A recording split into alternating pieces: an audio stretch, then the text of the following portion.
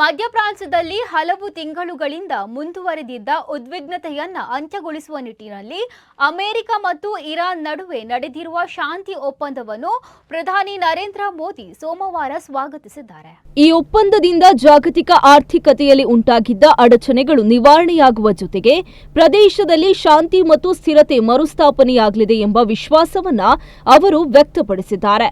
Europe ಪ್ರವಾಸದ ಅಂಗವಾಗಿ ಸ್ಲೋವಾಕಿಯಾದ ರಾಜಧಾನಿ ಬ್ರಾಟಿಸ್ಲಾವಾದಲ್ಲಿ ಇರುವ ಪ್ರಧಾನಿ ಮೋದಿ ಅವರು ಸಾಮಾಜಿಕ ಜಾಲತಾಣ ಎಕ್ಸ್ನಲ್ಲಿ ಪ್ರತಿಕ್ರಿಯೆ ನೀಡಿದ್ದು, ಮಧ್ಯಪ್ರಾಚ್ಯ ಸಂಘರ್ಷವನ್ನು ಅಂತ್ಯಗೊಳಿಸುವ ಕುರಿತು ಅಮೆರಿಕ ಮತ್ತು ಇರಾನ್ ನಡುವೆ ಮೂಡಿರುವ ಪರಸ್ಪರ ಒಪ್ಪಂದವನ್ನು ನಾನು ಸ್ವಾಗತಿಸುತ್ತೇನೆ.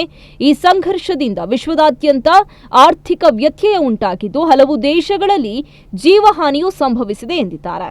ಈ ಒಪ್ಪಂದದ ಅನುಷ್ಠಾನದಿಂದ ಪ್ರದೇಶದಲ್ಲಿ ಶಾಂತಿ ಮತ್ತು ಸ್ಥಿರತೆ ಮರುಸ್ಥಾಪನೆಯಾಗಲಿ, ಜೊತೆಗೆ ಸಾಗರ ಮಾರ್ಗದ ಸಂಚಾರ ಹಾಗೂ ವ್ಯಾಪಾರದ ಸ್ವಾತಂತ್ರ್ಯ ಪುನಃ ಖಚಿತವಾಗಲಿ ಎಂಬುದು ಭಾರತದ ಆಶಯವಾಗಿದೆ ಎಂದು ತಿಳಿಸಿದ್ದಾರೆ.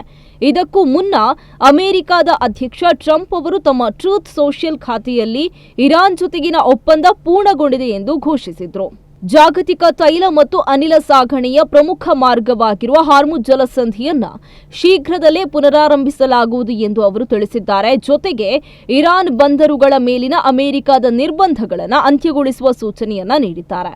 ಜಗತ್ತಿನ ಹಡಗುಗಳೇ ಮತ್ತೆ ಸಂಚಾರ ಆರಂಭಿಸಿ ತೈಲ ಹರಿಯಲಿ ಎಂದು ಅವರು ತಮ್ಮ ಸಂದೇಶದಲ್ಲಿ ಉಲ್ಲೇಖಿಸಿದ್ದಾರೆ. ಇದೇ ವೇಳೆ ಶೆಹಬಾಜಾದ್ ಶರೀಫ್ ಕೂಡ ಒಪ್ಪಂದವನ್ನು ದೃಢಪಡಿಸಿದ್ದು, ಎಲ್ಲಾ ವಲಯಗಳಲ್ಲಿ ವಿಶೇಷವಾಗಿ ಲೆಬನಾನ್ ಸೇರಿದಂತೆ ವಿವಿಧ ಪ್ರದೇಶಗಳಲ್ಲಿ ಸೇನಾ ಕಾರ್ಯಾಚರಣೆಗಳನ್ನು ತಕ್ಷಣ ಹಾಗೂ ಶಾಶ್ವತವಾಗಿ ಸ್ಥಗಿತಗೊಳಿಸುವ ಅಂಶ ಈ ಒಪ್ಪಂದದಲ್ಲಿದೆ ಎಂದು ತಿಳಿಸಿದ್ದಾರೆ.